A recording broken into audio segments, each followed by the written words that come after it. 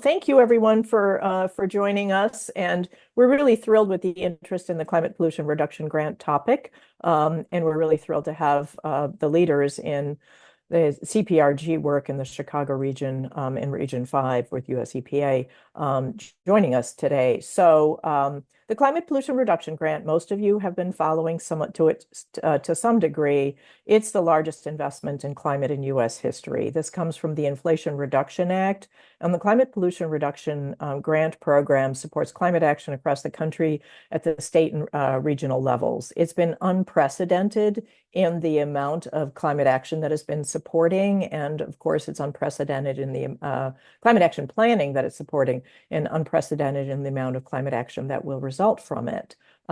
So as we're going to talk about the CPRG process, it generally and two specific next steps in more detail.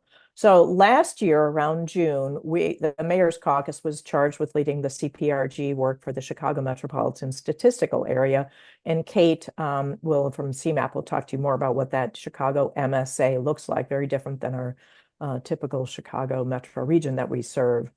We completed what's known as the Priority Climate Action Plan on March 1st. This plan was the first major step in this 4-year grant program. It was a very large and comprehensive effort with the intention of unlocking resources for the Chicago MSA for implementation funding. It was a compressed timeline. I don't want to say it was crazy, but there was a lot to be done in a short period of time, and EPA did a great job in supporting the work of states and regions in getting the PCAP done, and many of you really supported our work as well. So thank you to all of you who participated in the workshops. We had previous Environment Committee meetings on it. There was a dialogue that was hosted by CMAP, and many of you were a part of it and then provided comments when we had a draft PCAP as well. So we're glad that's done, but we're moving on. And at this meeting, we're going to talk about the two major components of CPRG. One, in retrospective, is the funding decisions that were made. Again, the PCAP was designed to unlock access to these resources, and we'll have US EPA's Aaron Newman and Victor Schultz talking more about how that process went, what the grants look like both locally and across the country. And then we'll start off more specifically with the next big project in the CPRG program, which is the Comprehensive Climate Action Plan.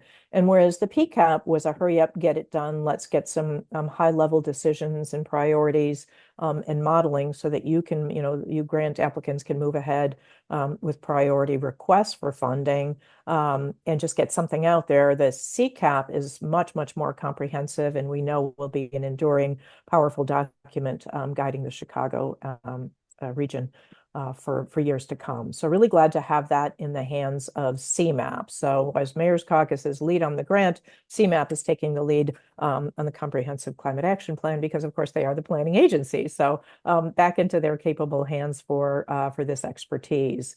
To get started on that conversation, I'm really pleased to introduce my colleague, Kate Avasik. Kate is a senior planner in regional policy and implementation at Chicago Metropolitan Agency for Planning, or CMAP. Kate has over 15 years of community and regional planning and project management experience in the public and private sectors. She specializes in equitable climate resilience and water resources.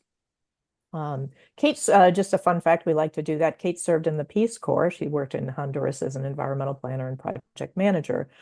Kate not only has a presentation for us, she's going to solicit some opinion for you. So please be prepared for providing some feedback and listen intently to Kate.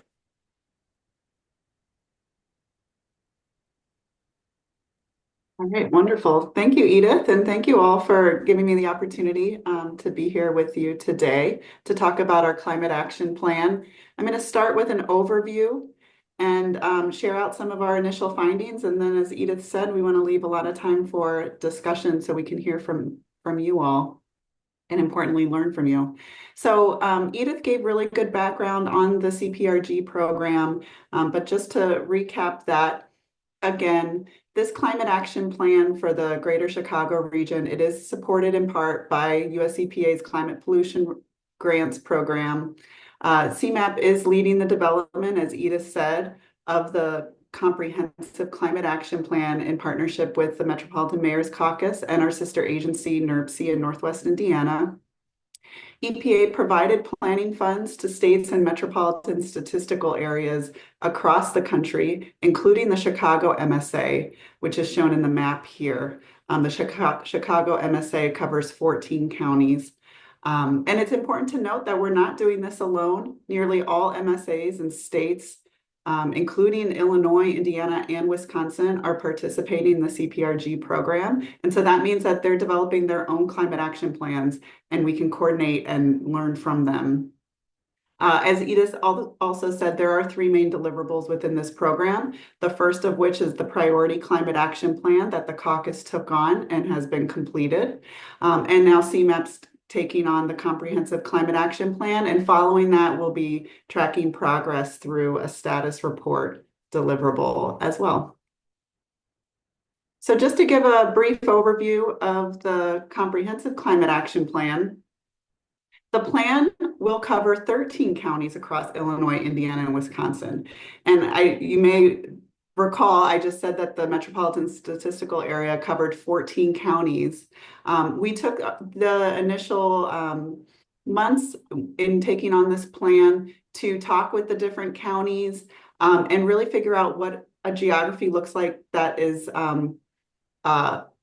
best suited for this region. And so we actually expanded it to include the 3rd county within NIRPC's jurisdiction, understanding that that was really going to be important for them to be able to implement the plan in the end. And then we ended up leaving 2 counties in Indiana behind after efforts to really firm up participation there. And so what we've ended up with is 13 counties shown here, covering 9.5 million people and 358 municipalities, which really means that this area is socially, economically, and environmentally diverse. And so it's going to be really important for us to acknowledge those differences when creating a regional plan that can also meet local needs. Of course, the goal of this plan is to reach net zero greenhouse gas emissions by 2050. Net zero means cutting greenhouse gas emissions from human activities as close as zero to possible, with any remaining GHGs stored by nature or removal by other means. There's also a shorter term goal to cut GHGs by 50% by 2030 that the plan must also demonstrate. And this is consistent with national goals to avoid the worst impacts of climate change. Of course, this isn't the first time that the region is taking on a climate action plan. This plan will build on the Priority Climate Action Plan developed earlier this year, as Edith mentioned, while also building on the 2021 CAP developed by the caucus. One of the main differences that we see between the 2021 plan and this plan is that it gives us an opportunity to cover all of the non-municipal actions that are going to be necessary to reach our net zero goal. And it's going to cover both the actions necessary by the public and the private sectors, and in some emission sectors that we haven't explored before, especially the industry sector, which is new for us at CMAP to be exploring as well. And so given the scope of the project, given the geography that the plan must cover, it's not going to provide the same level of detail as the 2021 CAP does, but it will help us identify broad brush where we need to prioritize efforts moving forward. And so similarly, we know that this plan is going to require us to look at a wide range of strategies that will be necessary to meet net zero greenhouse gas emissions. These are just a few of the strategies that we expect the plan will recommend, from electric vehicles and transit to energy efficiency upgrades and investments in renewable energy and more. And as many of you know, strategies to reduce emissions can also create many other benefits, co-benefits like clean air, lower energy costs, and new jobs. And so through this process, we will design plan recommendations to really benefit communities with an emphasis on communities that have been identified as low income and disadvantaged, as well as reduce any negative impacts that could stem from these climate actions like rent hikes and higher utility costs.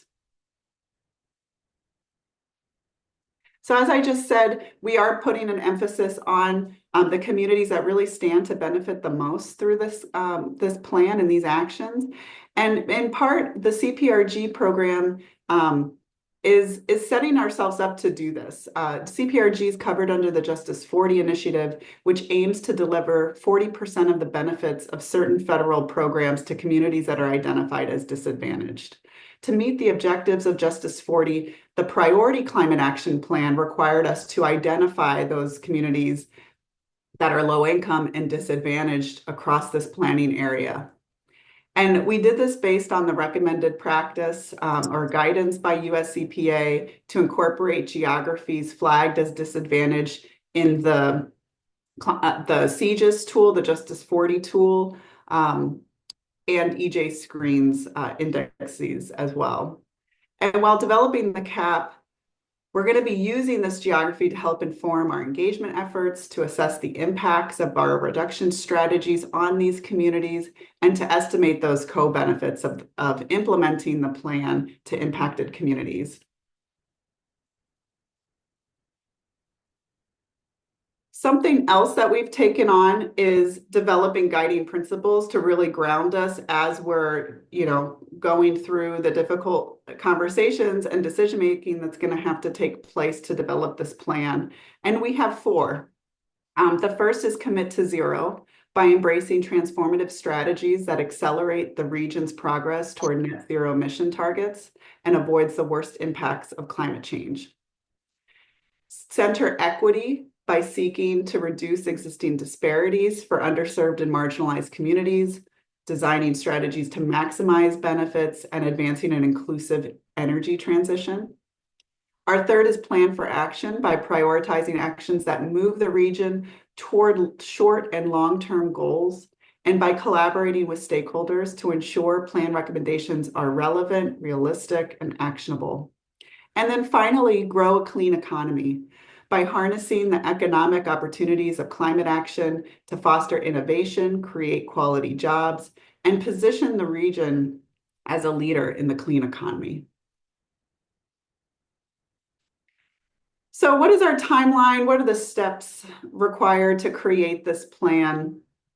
We sort of bucketed it into 5 major steps. First step is already done. We created a greenhouse gas inventory for this planning area to get an idea of the emissions.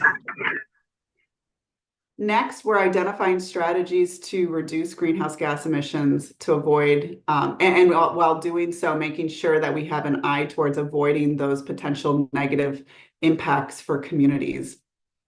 Next, we'll estimate how the strategies impact emissions. So how do they reduce emissions? Where can we get the biggest bang for the buck? And we'll be creating scenarios to understand the different pathways that we can take to reach our reduction goals. Then we'll analyze how these strategies we've selected can benefit communities. And then finally, we'll compile the full climate action plan, which is due to US EPA by the end of fall of next year. We know that meaningful engagement and ongoing collaboration with many different stakeholders is going to be necessary to develop this plan. And so with the limited time that we have, we really want to focus our efforts on bringing together the implementers and the communities that are most impacted by climate change and a transition to a clean economy. And so while our approach is definitely flexible and open to change to really meet the needs of the project, we generally have these 5 ways to seek input to inform the plan.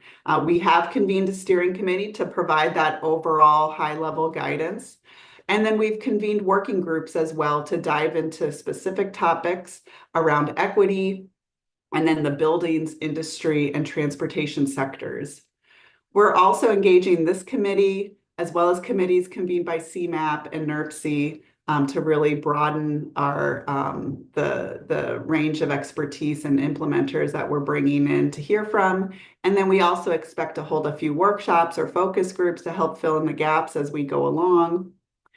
And then finally, our public engagement, as I've alluded to before, is really going to be focused on hearing from low-income and disadvantaged communities throughout the region so that we can really center the voices of the communities that are most impacted by climate change and the clean energy transition.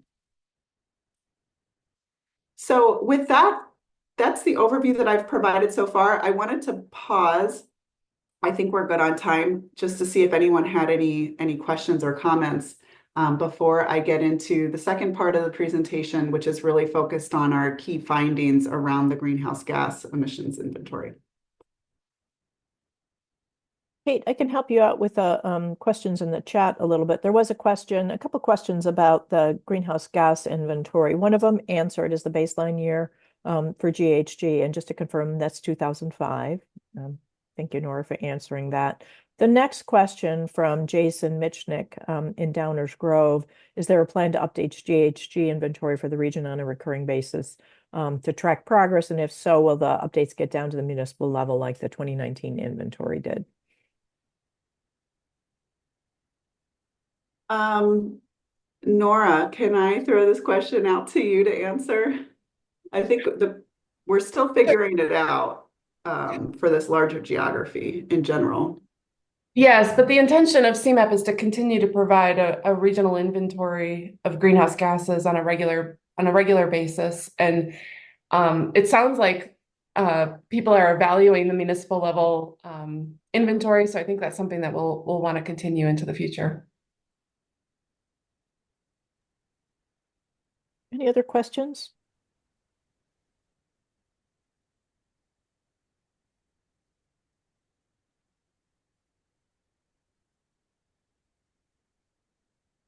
If not, I will jump into the greenhouse gas inventory, and that may spur more questions. Excellent. So, okay, so we've already done this inventory. As I said, we really relied on EPA's guidance for conducting this inventory. And so what the inventory finds is that nearly 98% of GHGs in this planning area are from these three main sectors: buildings, industry, and transportation. And then roughly the remaining 2% of emissions are coming from agriculture, water, and waste. And so this really helps focus our efforts for this plan, understanding that in order for us to get to net zero, we're really going to have to tackle these three main sectors. So just to do a little report out on those three main sectors, to better understand the building emissions, we broke the data into the subsectors. So looking at commercial and institutional buildings, and then looking at residential buildings. And here, what we found is that commercial and institutional buildings contribute more emissions within the planning area than residential buildings, just slightly, generating 55% of building emissions. Then we have the other 45% coming from residential buildings. Looking at residential buildings, the emissions come more from natural gas use. As you can see here in the right column, the light blue shows that 61% of residential emissions are coming from natural gas. And then on the other hand, looking at commercial and institutional buildings, we see that they generate more emissions from electricity use, with 62% stemming from electricity and 38% from natural gas.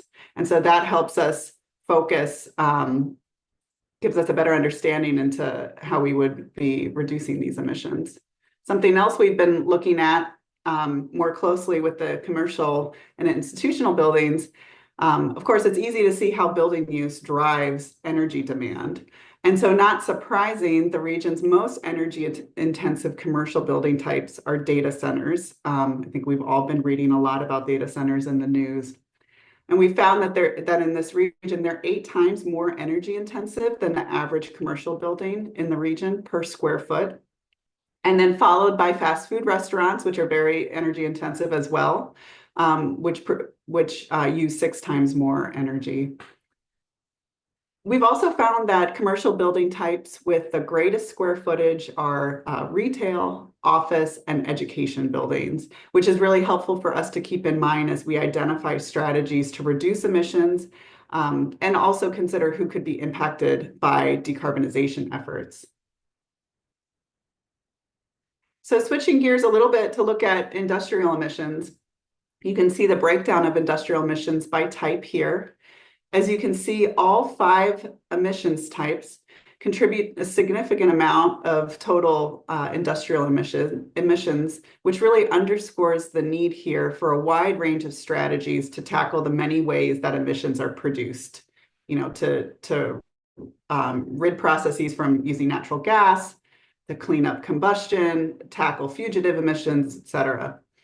And crucially, more than half of the industrial emissions in our region come from stationary combustion, fugitive emissions, and process emissions.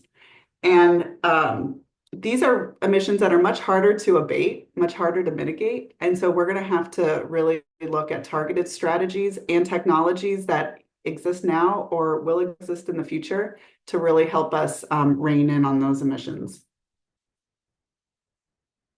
One other thing that's particularly important to point out when we talk about industrial emissions in this region is that it's important to see where they are generated. We know Northwest Indiana has a very, very long history of steelmaking and just really intensive industry, which you can see represented here on the map. 78% of industrial emissions are produced in just 3 counties, Lake and Porter counties in Indiana, and then Cook County. And I would say Will, too, has a sizable amount of industrial emissions in our region as well. And so while it's important to kind of look where the big players are, we know that we have small and medium-sized shops, manufacturing shops and what have you throughout the region. Many of these are in your communities or your counties. And so we're going to need to cut all of those emissions in order for us to meet our net zero goal, not just tackle the biggest emitters. So lastly, looking at transportation emissions, on-road emissions is by far the largest source of emissions. And within the on-road transportation subsector, nearly 61% of emissions come from light-duty vehicles like private cars and SUVs and small trucks. Then we have an additional 19.5% of on-road transportation emissions that come from heavy-duty vehicles. And then we have off-road equipment, aviation, locomotives, and marine vehicles, which make up the remaining share. And, similar to what I just said in the industrial sector, these are going to be important emissions to tackle. But just taking the scan, it's clear that we really need to focus some time and attention to tackling the on-road emissions. So then digging into on-road emissions a little bit more, you can see that passenger trucks and cars make up 70% of emissions. And for freight, heavy-duty freight trucks and light-duty commercial trucks make up 28% of emissions. And then the remainder of on-road emissions are coming from buses and coming from other vehicles, which again make up a small proportion of the emissions that we're really talking about here. So lastly, I just want to end with this slide, really trying to summarize what's driving emissions. Looking at these 3 sectors, we consolidated into these 7 categories roughly. We have regional conditions like population trends, the amount of economic and freight activity, land use and development patterns, and the location of employment, all as primary drivers of emissions within this region. We also have technology and advancements happening every day in the buildings and industry and transportation sectors that are going to be impacting emissions in the future. We have development and building standards, which you all are very aware of, that influence especially emissions when we're talking about buildings and transportation. Then we have costs, like the cost of travel, costs of upgrading buildings or retrofitting systems and equipment, which is all influencing the ability and pace at which we can influence emissions by driving them down. We have movement of goods, consumer demand and preferences. This region has a very long history of freight and industrial activity, which, as I said, all drive emissions here. And we're really, providing those goods for the nation as well. And so that's something important for us to keep in mind. And then, of course, on top of all these drivers, we have climate change, which puts increased stress on our electric grid, on our heating and cooling systems, on our transportation system, and more. That's clearly going to is having an impact and will continue to have an impact into the future. And so that concludes my presentation. I'm going to do a quick time check, Edith. Do we have about 15 minutes left? Yes, you've got 15 minutes easily for dialogue. Okay. So I would be happy to answer questions in the chat before I head into our discussion questions in Mentimeter, if there are any.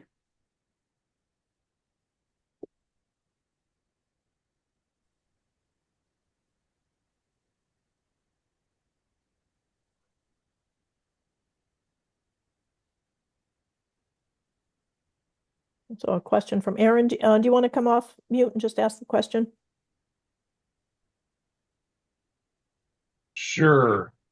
Thank you very much. I was just curious if in the process of going through the PCAP and that development and then development of implementation, the implementation grant, if there's been any additional guidance from EPA on the CCAP process that has been provided or been useful. I'm going to punt that one to Victor. I don't know if Aaron's here yet. Victor Schultz from the EPA. Yeah, Aaron's here with me. Okay. We're in the same place. Yeah. Excellent. So yeah, just a couple weeks ago, we had a climate planning workshop for our planning grantees where we went over some of the CCAP resources that are coming out. We do have a primer that is in the draft status still. Yeah. That's going to be coming out soon. And I have a slide or two on this in my presentation forthcoming. Yeah. So I guess the answer is the feedback on the PCAP, like before the implementation grants were the applications were due, the PCAP feedback was pretty limited. But now that competition phase is over, we can provide more feedback for the planning grantees for the CCAP process. And maybe I would add for us in the CCAP planning process, clearly there was a lot of emphasis in the region on industrial decarbonization. And I think as we move into identifying strategies, we're first looking at those strategies that were flagged through the PCAP, figuring out, where we have gaps, where we need to round out that list.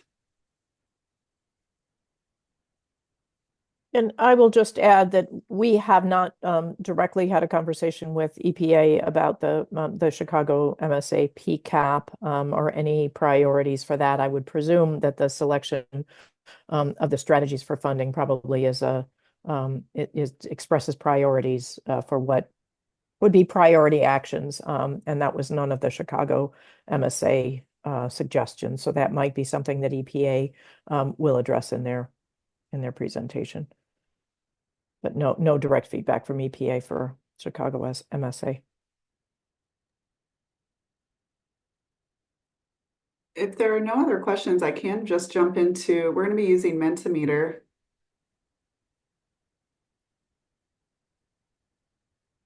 And I probably have more questions than we'll get to, so we'll see how that works out. But if this is showing correctly, you should be able to scan this QR code with your smartphone. You can also go to menti.com and enter in this code. Kate, it's not showing yet. Really? Mm-hmm. Okay. Let's try that again.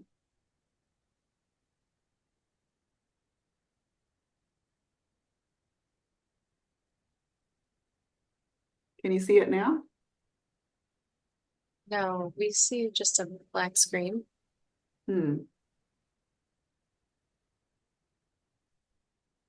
Okay.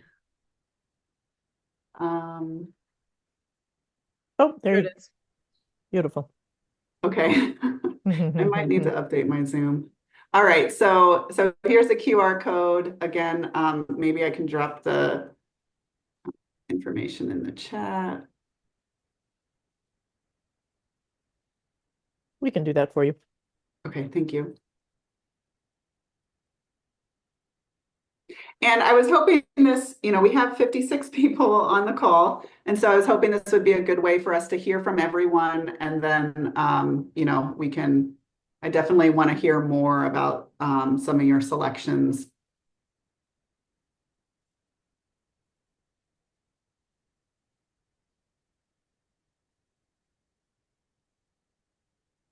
All right, so let me jump to the first question. And if anyone still needs help joining, please just let us know in the chat. And this first question is just, out of the sources of emissions that we're looking at here to address in this plan, which are most concerning to you?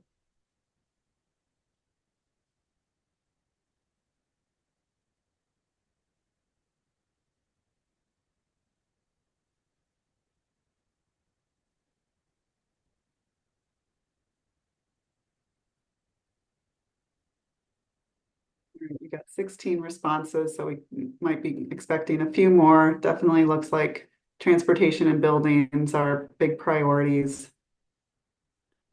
Also seeing some industry responses here.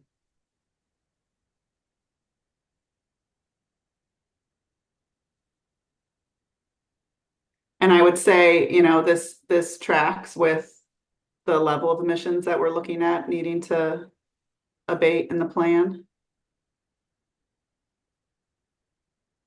Okay, so then I wanted to turn to the climate actions. This is really lifted from one of my previous slides. So I'm just interested in knowing which climate actions are you advancing in your municipality?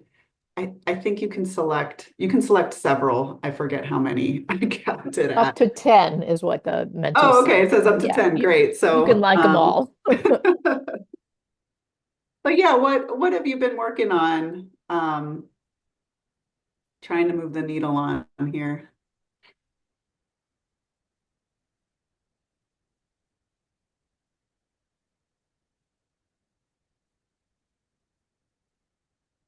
Yeah, this makes sense given the municipal and county focus of folks that we have on this call. Looks like we're really seeing action across the board.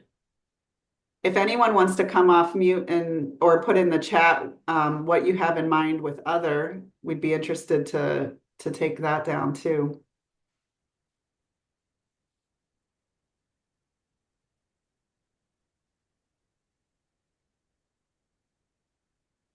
But definitely a lot of energy efficiency, electric vehicles, alternative transportation, and renewable energy land use.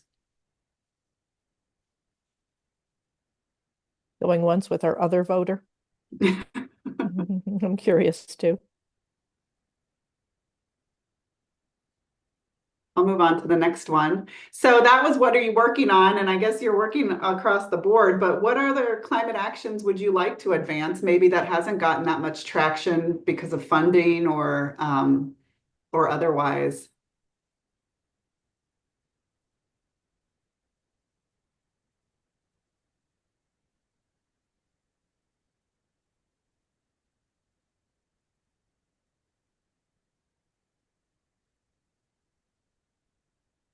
And this one's just 4 options. I'm sure people are finding that.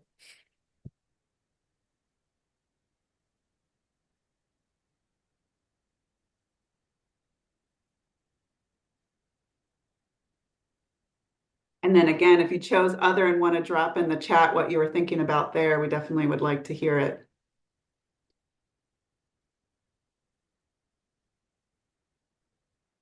Food rescue. Okay, great. Thank you, Lisa.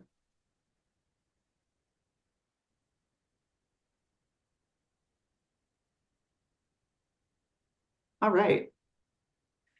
Okay, so the next question is, we understand, of course, that there are really serious implementation challenges. What are some of the big ones that you've faced in trying to move the needle on all the funding cost? You know, what pieces of the puzzle are missing in order for you to, like, is there anything that needs to take place that's outside of your control that would really help unlock your ability to take on climate action, you know, outside of the funding realm, of course?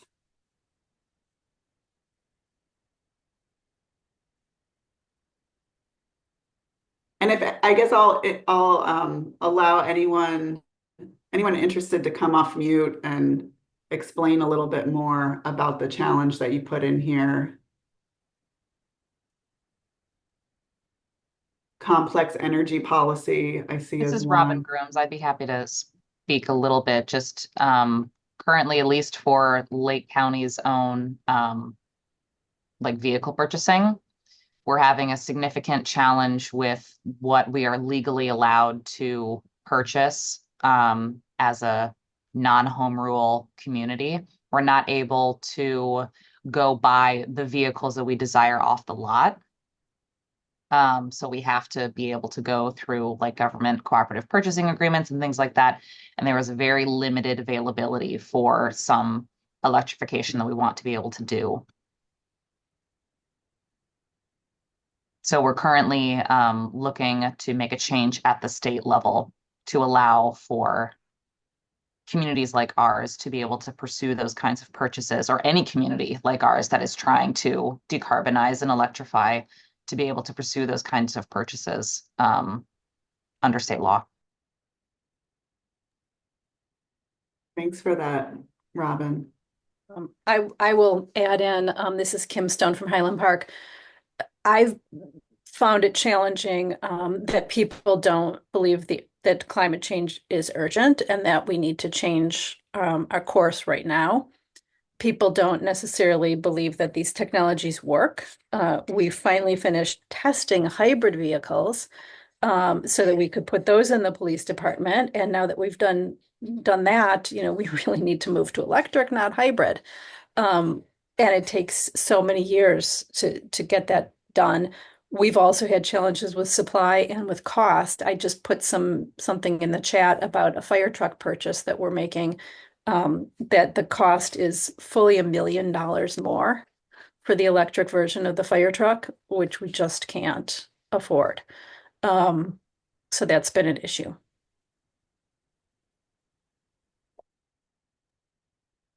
Thank you for that, Kim. Anyone else that wants to add anything here?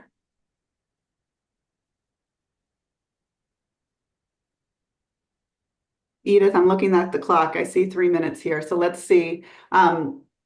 This next one, I'm asking you to select two. Which of these co-benefits are priorities for residents? As I said, we will be assessing co-benefits of implementing this plan, whether that's assessing them quantitatively or qualitatively. So which of these are priorities for the residents in your communities?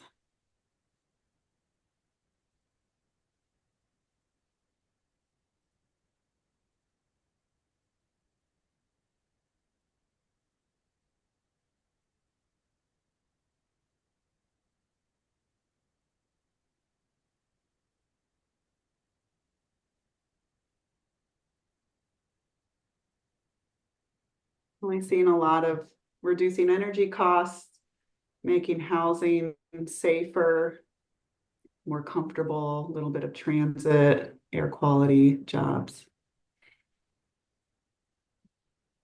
Hey, you can easily go till 10:20. Okay. I think EPA is good with 30 minutes presentation time.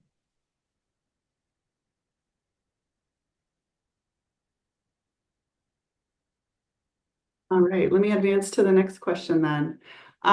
So I think these last questions really are trying to get at, of course, we want this plan to be most helpful to you. I sort of described a bit about how we're building on the 2021 CAP, which is going to provide much more detail, I think, for municipal implementers.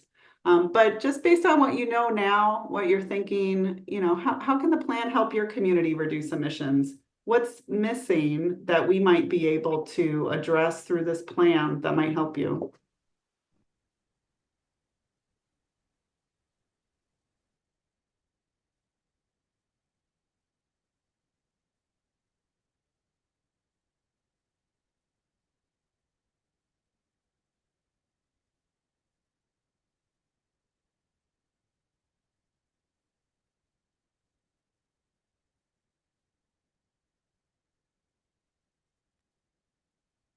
Something just happened to your screen where there's like a black box over the slide, it looks like.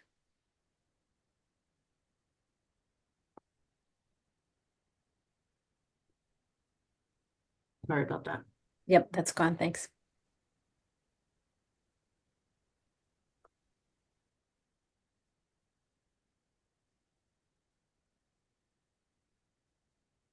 Great. The economics and long-term return on investment data on getting grants and funding initiatives. That's helpful. Benchmarking.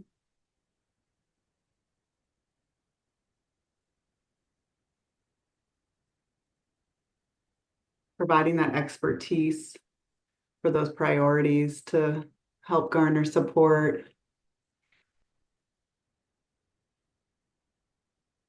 Highlight the interests of rural and agriculture communities. That is something that will definitely come through this plan, which I think oftentimes can be overlooked. Projections and urgency. Coordinating efforts regionally. Okay, best practices.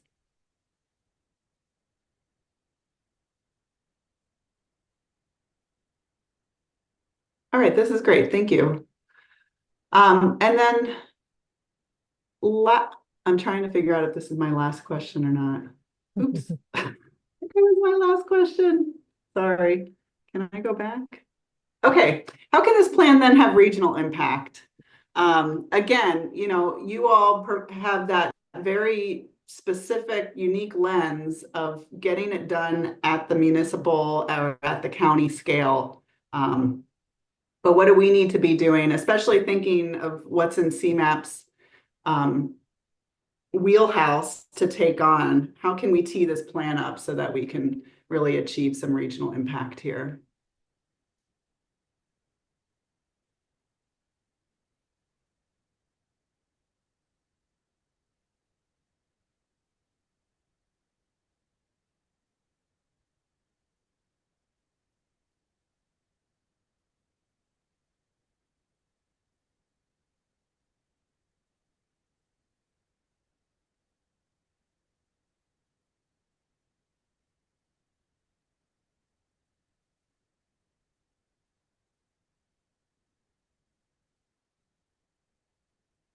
We didn't see this response, but yes, the plan will define those actions that are needed at the federal and the state scales, which I think will be really, really illuminating.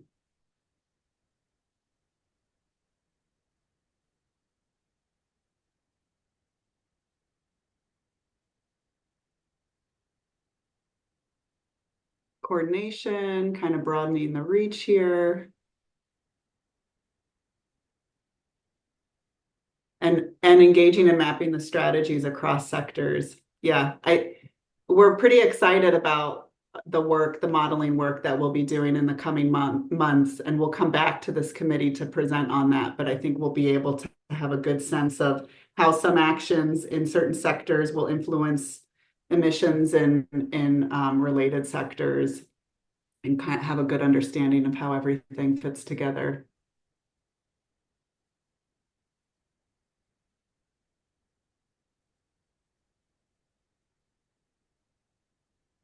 All right, well, if anyone wants to come off mute and share a little bit about what you put up here or any remaining thoughts that you have before I close out.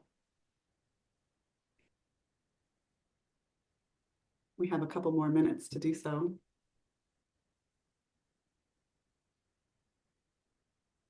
There is one question from Dave Wilms in the chat, but I'm not sure it can be addressed at the CMAP level. Dave, do you want to ask that question? Or I'll read it for you.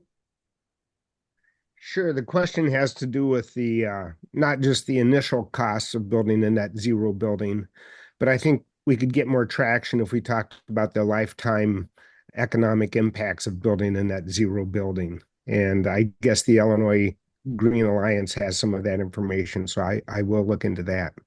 Thank you. Yeah, thanks, Dave. And we've been talking, and I think this is referenced in some of the responses here on how the plan could touch on some case studies or pull in some really relevant information. The Illinois Green Council is definitely a partner in this, and so we'll take note and see if that's something we can pull in.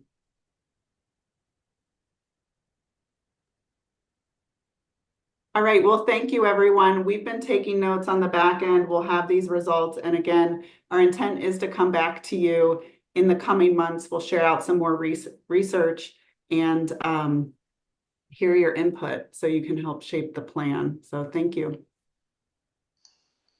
Thank you very much, Kate.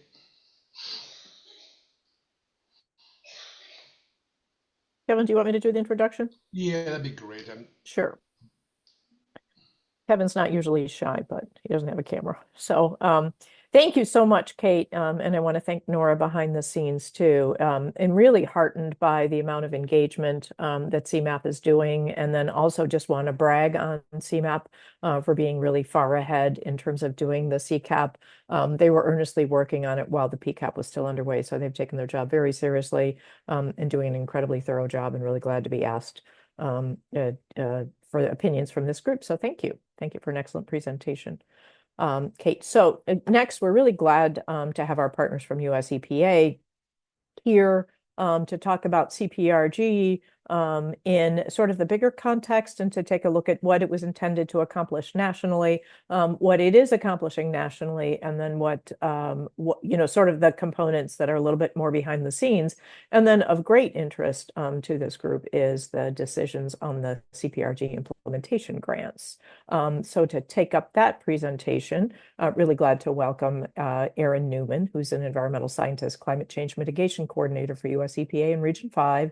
She's been there over 20 years. She's a longtime partner to the Mayors Caucus Environment Committee. And really glad to have Victor Schultz joining us as well. And Victor is an environmental scientist working in the climate and energy section, US EPA's Region 5 office.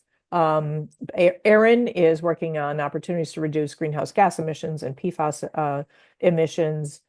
She worked as an English teacher in Japan after college, and then she's also, and I expect a rouse from Kevin Burns here, she's an Augie alumna. So that's right. Kevin is also. That is very important to announce, yes. Yeah, and if Kevin had his camera on, you'd see the big A in the background of his screen there. And Victor works on climate change mitigation and energy programs, including CPRG and the BurnWise program, which focuses on wood smoke. And after college, Victor worked and lived at a remote biological field station near Galesburg. So I think Erin's going to lead the presentation, and Victor is here to help. So glad to turn it over to. Can you hear me okay on Victor's computer? We don't want to put them both on because we're literally sitting next to each other, and that'd be weird. We can hear you. Okay, great. Thanks for having us today. We appreciate it. And yeah, Victor and I are not too far away from the MMC office. We're right downtown in the Loop, and we're happy to be here to talk a little bit about this program. And so I'm the CPRG coordinator for Region 5, and Victor's been working closely as the lead for both Illinois and the city of Chicago work. So, or the Chicago Metropolitan Area, I think would probably be a better way to put it. So that's why we're here today, and just tell you a little bit about what's been going on in CPRG land over here, which has been very exciting and busy for us. So we can flip. I guess I just wanted to say, just a little background about this program. A couple years ago, we got funded through IRA. We had no program like this. EPA's EPA's thought about climate has been a lot. I mean, we are the folks who regulate coal-fired power plants, utilities. We think a lot about air quality, and the folks that got tasked with this. I mean, we have a climate group in Washington, D.C., but this also really pulled in our North Carolina folks. Air at EPA has really been a lot about inhalation risk, and a lot of folks who work at EPA think about inhalation risk a lot, and climate is very different from that. So we spent a lot of time sort of arguing isn't the right term, debating how to best use these funds and what we do. And I think we've tried to do several things with this program. We've really tried to provide technical assistance to our partners. We've tried to level the climate playing field across the country. There are states where the word climate wasn't necessarily ever said before that joined our program, and we were really, really happy to have them on board. And there are folks that have been leaders like this group on climate. And so, we're trying to sort of bring up some people, advance other programs, figure out where the middle was. And I think the terminology that we used a lot internally was the goal of this program was deep decarbonization, and that it was less about, it's not about inhalation risk. And what we want to do with this one-time pot of money is reduce the most greenhouse gas emissions we could. And how do we get there, and how do we do that? While also considering the other things that were required in IRA, such as helping our LIDAC, our low-income disadvantaged communities, as well as the Justice 40 initiative and some of the other things that were placed on top of this program. But really, I think that the guiding light for this program is how do we reduce the most greenhouse gas emissions across the country?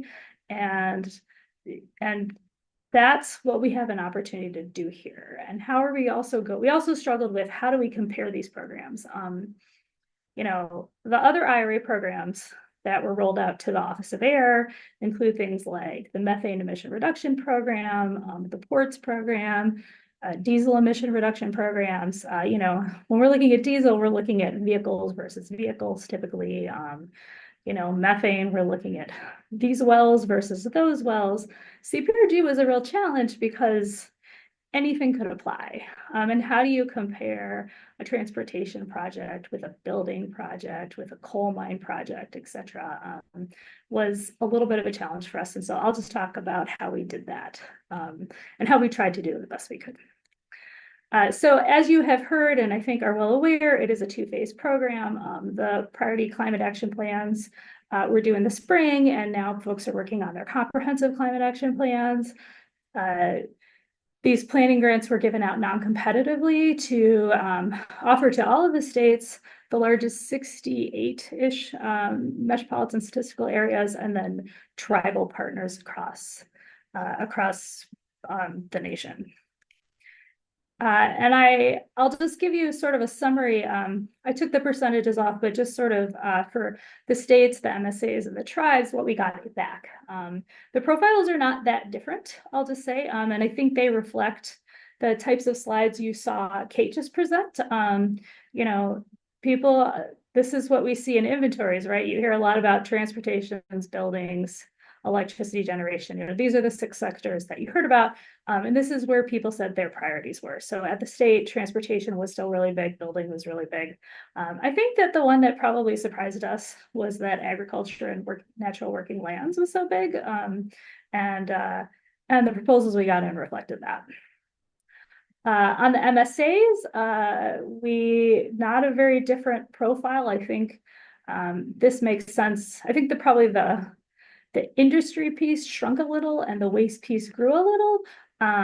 That does make sense because when you think about what maybe MSAs can control versus a state agency, they may have less authority on the industry side. And we did ask organizations to consider, what's within your ability to control. And so the industry piece shrunk down a little bit on the MSA, but the profiles are not drastically different between the states and the MSA. And then for our tribal partners, Region 5 used to be home to 35 federally recognized tribes. As of July, it is now 36. So we're excited to have a new tribe recognized in the state of Illinois for the first time. But when you look at their profiles, you can see that industry basically fell off because That's not really something a lot of our tribal partners can control. And they really focused a lot on the buildings that they own. Tribal governments do own typically a lot of buildings, and buildings is often their high primary energy use. They focused on transportation, and they also thought about electricity generation. And I'll just make a side note that in reading the tribal PCAPs, not necessarily something maybe this organization focused on, but I think the theme that I read in tribal PCAPs was energy sovereignty. I mean, tribal sovereignty is a very important concept that we hear from our tribal partners. And I think the whole concept around tribal energy sovereignty and being able to control the energy that comes into their land, how it's produced and what they use, then that's something that I think really spoke deeply to the tribes when I looked at their PCAPs across the board. I see Natalie's comment, and no, CPRG funding did not go directly to private companies, but it may flow through some of the implementation grants as we get there. Okay, so what is in the CCAP? We're getting lots of questions about that. Edith's comment that EPA has been frantically trying to review proposals, select proposals, award proposals, and get money out the door under the current administration is absolutely accurate. And so a lot of our time has been on that. And so we're now finally turning around sort of to see like what's in the CCAP and what are we asking for. I know that some people have been really nervous about it. I think most of our planning grantees, we think are on a great path forward for the CCAP. And there's not a lot that they really have to add dramatically different. We are asking that, like, in particular, our states look at all 6 greenhouse gases. Some of them didn't do that in the PCAP, but really what we have is this language in there about sort of the US pledge that we have. And, the US pledge to reduce carbon to about half below 2005 levels by 2030, and then look for net zero is really this is the reason for this commitment, goes back to sort of our climate change commitments on the international scale. And it's really the number we're looking to stay below 1.5 degrees Celsius warming. So that's where this number comes from. That's how this translates to, and this is what we're doing. We're not asking that folks, adopt this exactly. They are welcome to do so, but they are not required to do so. We really just want to make sure that people are not inconsistent with them. But it doesn't, and there are some partners, like particularly some of our smaller MSAs and our tribal partners that, may not be able to achieve this, but we're working, this is a goal we're working towards versus like our requirement. Next slide, please. And we're asking people to look at the same things they looked at under the PCAP, right? Like, what sources do you have? What are your largest sources? What work have you done? What do you have jurisdiction over? Let's use the best science. Like, what's feasible in your area? And frankly, what are your priorities? I think that the PCAPs told a really good story of what people's priorities were. And EPA learned a lot from them, if I'm being really honest. Like, we don't always know what the priority is, and they varied widely across the country. So I think that was an interesting process. And so grantees who have PCAPs are welcome to use like the greenhouse gas targets, but we're really just looking that you update, modify, expand. We know that the deadline for the PCAPs was incredibly short. We apologize for that. These were not dates that these were dates given to us when we were given this funding, and the opportunity was to meet the deadline or not get the funding. And so we pushed these out really quickly. So we think that, in a lot of ways, the CCAPs are a moment to take a breath, go back, and, there are definitely places where we know folks didn't have an opportunity to delve down as deep as they would have liked. And this is that moment. So that's really where we're at.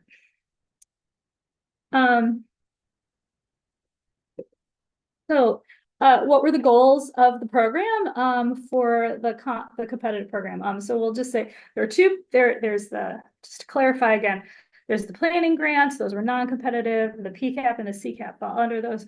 We also had implementation money that was announced. And so the money for CPRG has been awarded. So I know there's a couple questions in the comments.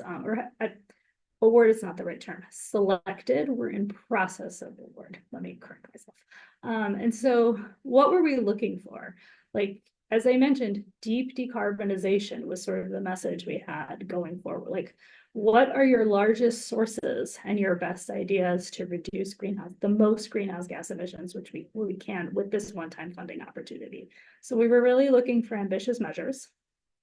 We were also looking to, complement other funding that was going out. There's obviously a lot of IRA pots of funding, and we are by far not the only climate pot of funding out there right now at the federal level and at other levels as well. Look to help our communities through particularly our LIDA communities. And we were looking for, projects that were innovative and could be scaled up across the country as examples to other areas. Good. So this is the slide from let me clarify, we did the implementation grants in 2 phases. The first was our state and city grants, so our local partners, and then we had our tribes could apply to that, but we also had a separate set aside. So $4.3 billion of overall $5 billion went into these 25 applications. There's another 300 million set aside for tribal applications separately, and then the rest of the money went into the planning grants. That was the non-competitive money. So we had about 330 applications for this pot of money, which I mentioned was $4.3 billion. And we ended up selecting 25 of those applications. There were 5 different funding tiers in this, all the way from $500,000 down to like $10 million. And folks competed against each other in whatever funding tier they were in. 25 applications is a really small number. And so we had hoped to fund more, but when we ended up getting the projects in, I'll just say that I think that even EPA was sort of taken aback by economy of scale and how some of the larger projects could really obtain more greenhouse gas reductions. And again, we weighted very heavily. We had a rubric we followed, et cetera, with all the points, but all the projects that we selected really had impressive greenhouse gas reduction numbers across the board, and that's something we were looking for. There were obviously projects submitted from this organization across Illinois, et cetera. I'll just say that I recused myself from almost all of the Region 5 projects. I think Victor did as well. So like projects that were selected in our region were not read by people in our region. The projects that I actually read that were selected were in Montana, which I was actually pretty excited about. And then the tribe in Idaho that was selected in the general competition. So, but really we were looking for projects, and then we have some slides as to what were in some of those projects. So this is a slide we don't show very often, but I did, Victor and I are pretty psyched about this one, so I thought we would at least share it. Region 5, which is where we are located here in the Great Lakes region, did very, very well in the general competition. As you can see, most regions were really only awarded a handful of projects. Region 5 and Region 10 were both awarded 4 projects. Region 5 was awarded almost $900 million of the $4.3 million, or billion dollars, excuse me. We don't get to say billion a lot around here.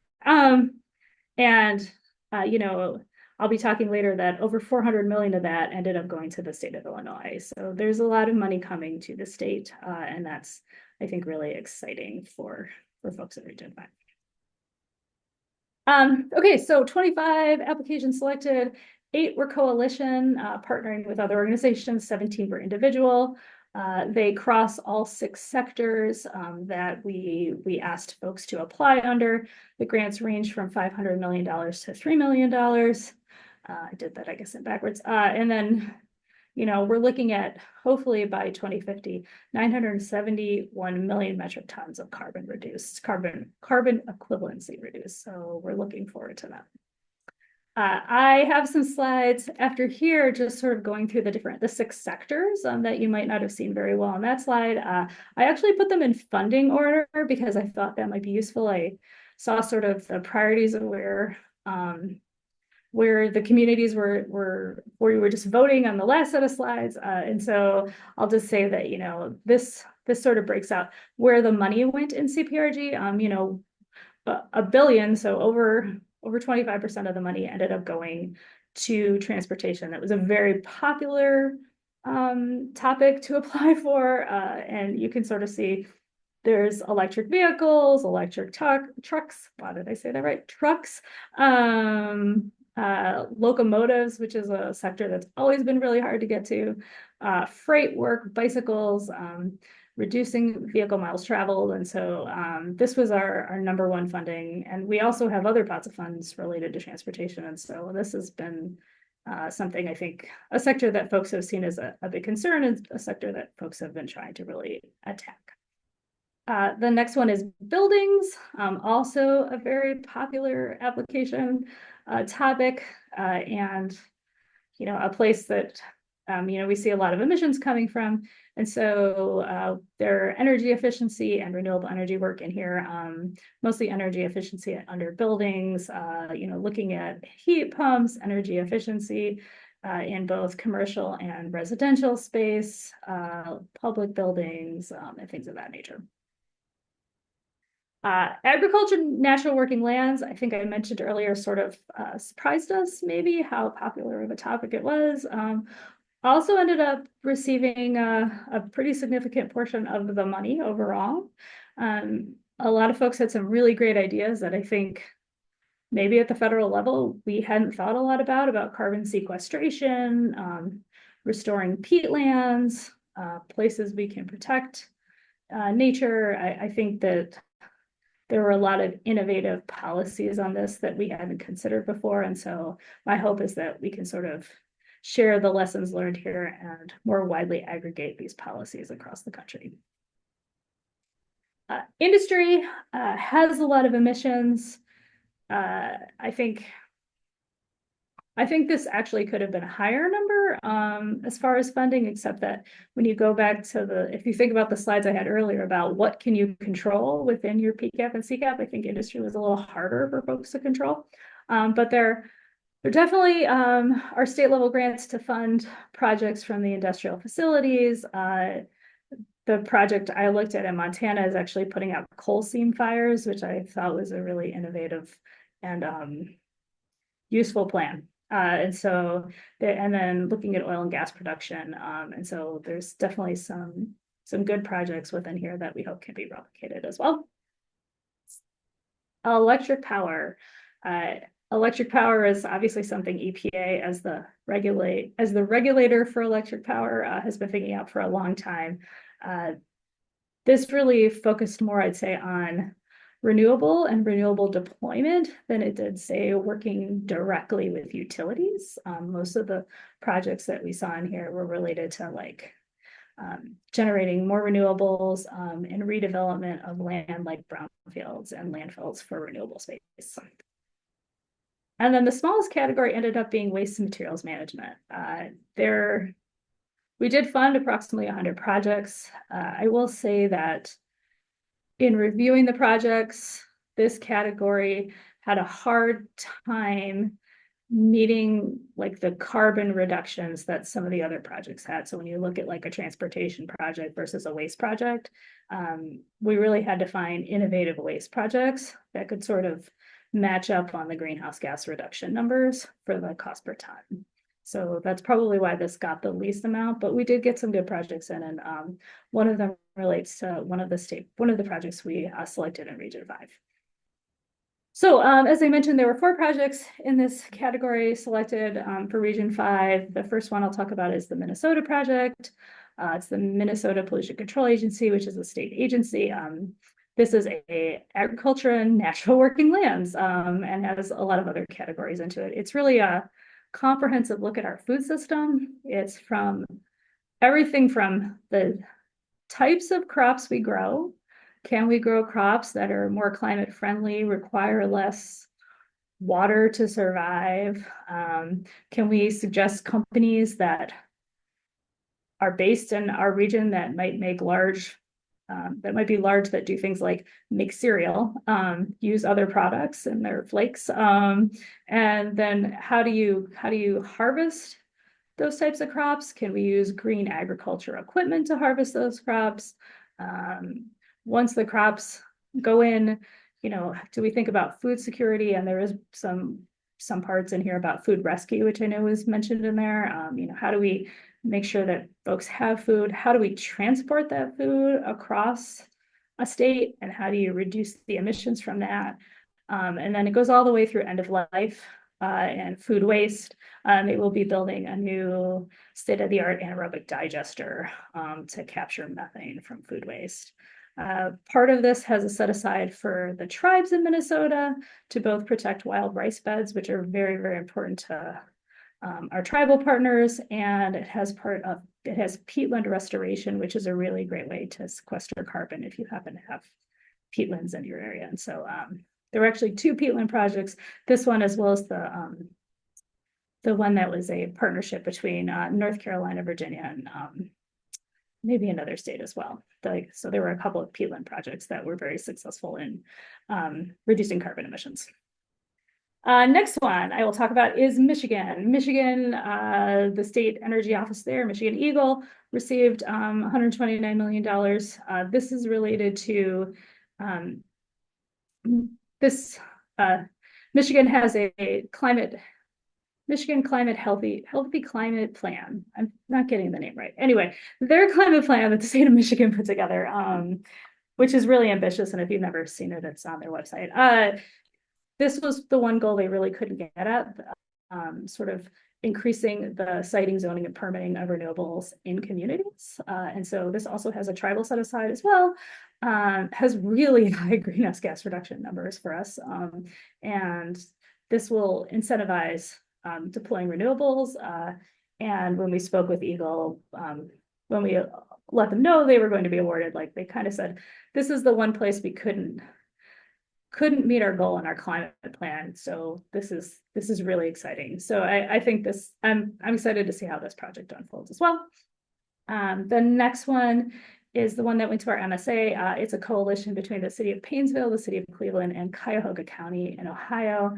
This project is going to look to take a coal-fired power plant offline. That plant is actually a peaker plant, meaning it's only used at high energy times.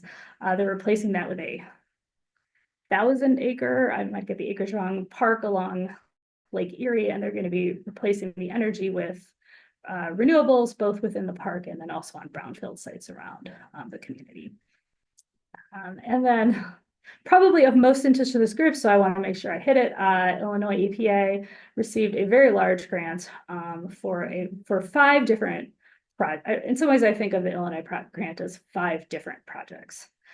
Related to transportation, I will say that the transportation piece weighs heavily on looking at freight in Illinois, industrial reductions, and a lot of F-gas work, looking at our electrical power, buildings, and then agriculture and natural working lands. Several of the pieces of the Illinois project involve sort of scoping out the best projects and then offering funding to others within the state. And so I really wanted to highlight that today because I know there were a lot of questions about, how can folks get involved? And I think the answer is here. This is probably one of the best places. And I'll talk a little bit more about that in a second. Let me see what I'll say. Do I have just one more slide? What do I got, Victor? Oh, okay. So I just wanted to mention real quick. This is, so when you see all of our grants, we also awarded 7 tribal grants in Region 5 about 2 weeks ago. Bringing our total now to $946 million in Region 5. We're excited to work with our tribal partners as well. And so we're just trying to roll out this money and do a lot of budget work on our side as it goes. There's also a community change grant program. This comes out of our EJ, our environmental justice office. That money was awarded in batches. There's one more set that's due early November. I thought it was really interesting that MTerra, the Midwest Tribal Environmental Resources, Energy Resources Association, which is the group that wrote the PCAP for the tribes in Region 5, said forget CPRG and applied directly to this and got $19.7 million to do energy efficiency and renewable energy work. across the slew of Region 5 tribes. So that was really exciting for us. And it was exciting to see that other folks have been using. I've now heard 2 or 3 cases where folks have taken their PCAPs and applied to other pots of funding and gotten money because the PCAPs were really thoughtful, and they're really great stories. So I would just like to mention that and encourage that and say that, we had stiff competition because we had everyone write a PCAP, and so people were already prepared to apply. But there are other pots of money out there, and we're working our best to sort of connect folks with those as we go forward. So on that topic, sort of my last slide, I found this list of local government funding opportunities I just wanted to highlight. It's a little bit dated because I think it came out in May. We're actually working on our own, maybe one pager that when we have it, we'll be happy to share with this group. We just held a CPRG meeting at the beginning of September for all the planning grantees were there. I think we had about 400 people there. And on day 3, the entire morning was related to other funding opportunities. But there's a link to those slides. I think there's like 80 of them in this workshop folder. And so if folks want to go ahead and take a look at it, even if you weren't there, by all means, we had multiple federal agencies there, DOE, DOT, BIA, etc. And I think there's a lot of great opportunities within there. And then, as I mentioned, this Illinois project is going to be rolling out. Victor and I will be the leads for that on the technical side. We will be working with the state to figure out how to collaborate with folks on the 5 different sectors Illinois applied for. Just to say it for the 4th time, a lot of what Victor and I have been doing is budget work so far. We haven't gotten that far. You have not missed the boat. But we're happy to stay in contact as those programs roll out, because the idea the state has is that communities across the state should be able to apply for some of that money under those categories. And so we would like to work with you on that if you would like to do so going forward. That's the end of my slide. I see some questions maybe in the chat. Can I ask you a question, Erin, before you move from this slide? Sure, Kim. The links do not work on this slide because it's a slide. So if you're able to share those, maybe Edith could email them or Cheryl could email them to us later. Yes. That would be really helpful. Yes, we could. I don't. Chat. Victor's going to put them in the chat right now, I think, if he can. Right. And Okay. if you yes, don't, my email is newman.aaron@epa.gov. Pretty easy. So you can also just contact me directly afterwards if you need to. Okay. And I've got one other question for you as long as I'm unmuted. Go ahead. I know the state got the money, as you've said, and I know that Edith and others worked really hard to come up with some really great proposals and did all this outreach and had a lot of excellent ideas that were already kind of ready to roll. So I, for one, was a bit disappointed that all the money went to the state, but I'm wondering whether the state will be passing through some of that money.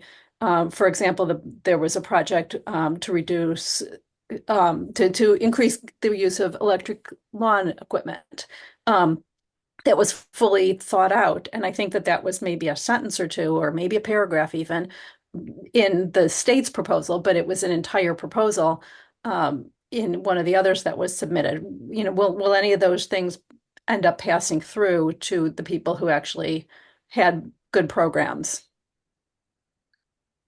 Edith, is it okay if I discuss your proposal? Sure. Okay. We don't typically discuss other people's proposals without their permission or in large groups. Let me just start with that. Yes. The answer, I think, to the overall answer to your question is yes. When you look at the proposals, I think one thing I just want to reemphasize, and maybe this helps Kim, is that we looked at, for projects that were deep decarbonization and greenhouse gas emissions. So when proposals came in, they competed in the funding tier that they applied for. So just for starters, the Illinois EPA project and the project that EDA submitted were in different categories because they were different funding amounts. So they weren't in the same tier and they didn't actually sort of compete directly against each other, just for clarification. And so that also means that the reviewers who reviewed them were completely separate. Secondly, you know, every project in that tier, we put in a percentage of how many greenhouse gases they were going to, like, emissions would be reduced. And there is a part related to landscaping equipment in the Illinois project, but it is less than 3% of the emission reductions for the overall project and less than 3% of the budget. So, you know, I think that that's, like, you know, it had a lot to do with what people selected and how they did that. You know, Illinois was able to have some other categories that they have control over, like freight and, you know, the electrical sector, and some places where they were able to frankly score higher because they had control of it. And so, you know, all the proposals that I saw were incredibly well thought out. People put an amazing amount of time into these, and so we're very grateful for that. But yes, Illinois does have a goal to sort of move things forward. Because one entity applied for a proposal does not mean the state has to fund that proposal. Let me make that clear. But do we hope that the state will be rolling out these types of projects? Yes. And so our job now is to sort of connect how the state is going to do that. Does that help? you. Yep, that's really helpful. Thank you. And I do hope that the state will get connected to some of the others who have, you know, plans to do some of the things that the state may or may not be able to do. I understand the state's got more authority over certain elements of it, so that's good to hear. Yeah, it really, I mean, it was in their project. It's a really small part, like, because they weren't awarded because of that. Like, let me just make it clear. Right. They were awarded other things that just really were deep decarbonization.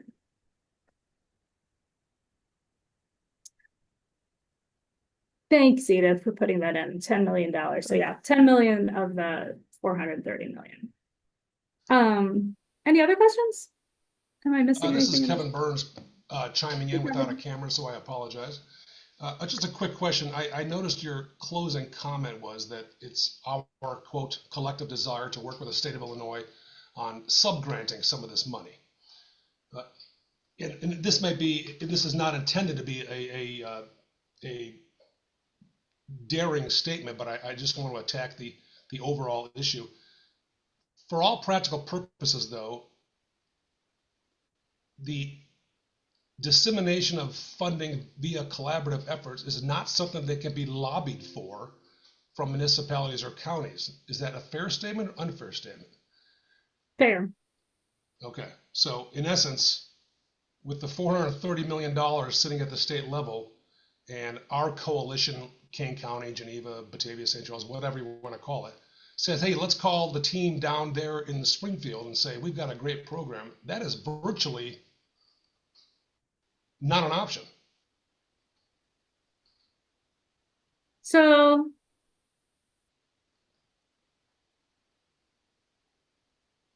no, but I do have a verbal commitment from Illinois EPA that we'll be working across the state. So the role Victor and I have is to work with the state to have a successful grant. And since Victor's the only one on camera, Victor, this all falls on you, man.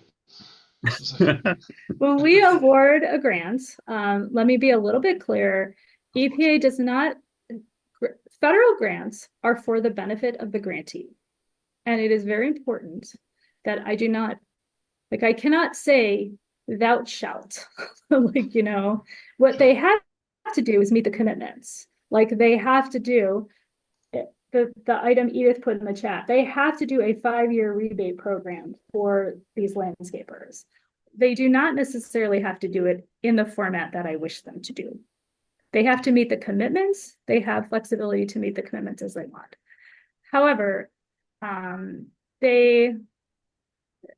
think they're really interested in working with other folks. but we're really just at the initial phase. So Okay. uh, if a small group wants to talk to me later about this and how we coordinate it, I'm happy to do so. But we weren't there yet because they do not have the money yet. Just to be clear, the money is still sitting with us. So we can't explicitly direct them that they must work with so and so, or they have to go around their contracting or things like that. But we can ask them how they're going to do it and make suggestions. And that's where Victor and I fall into this process. Excellent. Thank you very much for addressing that head on. I appreciate it. Sure. Illinois EPA's contact is JC McKibbe. He's on paternity leave for another 2 weeks. And when he's back, I can contact him, but that's probably why he's not here. Excellent. So fortunately for his family, but unfortunately for the way this process is working out, he's been out for a few weeks. And so but we wish him well with his new baby. And that's what's going on.